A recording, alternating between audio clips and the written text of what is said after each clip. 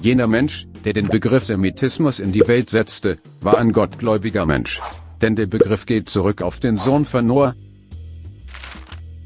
Noah und seine Söhne, die mit ihrer Arche auf dem Berg Ararat, im Osten der Türkei, gestrandet waren, verteilten sich in alle Richtungen und wurden zu großen Völkern.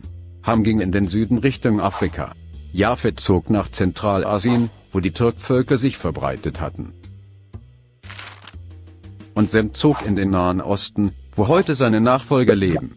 Die Nachfolger Sems werden demnach Semiten genannt. Semiten werden alle Völker bezeichnet, die eine semitische Sprache sprechen. Dazu gehören heute Araber, Israelis, Aramäer, Malteser sowie mehrere Völker Äthiopiens und Eritreas. Zu den Semiten gehören historisch die Amharen, Tigrinya, Araber, Hyksos, Malteser, Menäer, Saber, Amoriter, Ammoniter, Akkater, Babylonier, Assyrer, Aramäer, Hebräer, Kanaaniter, Philister, Moabiter, Nabatäer, Phönizier und Samaritaner. Jesus von Nazareth sah in den Samaritanern den wahren Gottesglauben. Sie würden Moses am besten repräsentieren, sagte Jesus über die Samariter und kritisierte die heuchlerischen Tempelpriester der Pharisäer. Um 1000 nach Christus unter den türkischen Seldschuken und später über die Osmanen erfuhren die Semiten einen 1000-jährigen Frieden im Nahen Osten.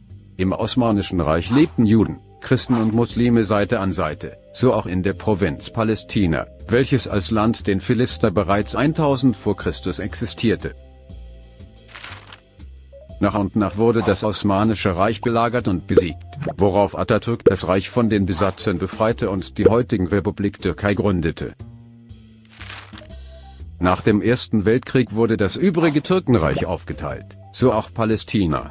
An die arabischen Helfer wurde Palästina übergeben, nachdem mit innerem Terror im Krieg gegen die Osmanen das Land besetzt wurde.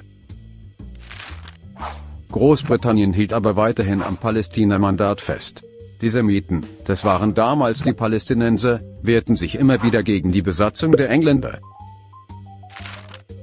Denn von Frieden war keine Rede mehr. 1948 wurde Palästina mit Gewalt besetzt und ein neuer Staat mit Namen Israel wurde aus diesem Land gegründet. Millionen Palästinenser verloren im Krieg darauf ihre Heimat. Diese Aktion wurde von den westlichen Staaten unterstützt.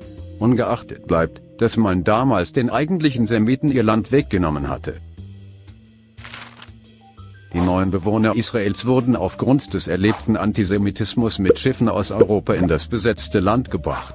Palästina wird heute nur von der muslimischen Welt als Staat anerkannt.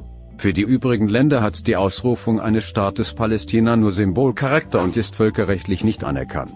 Antisemitismus erleben heute nicht nur Juden.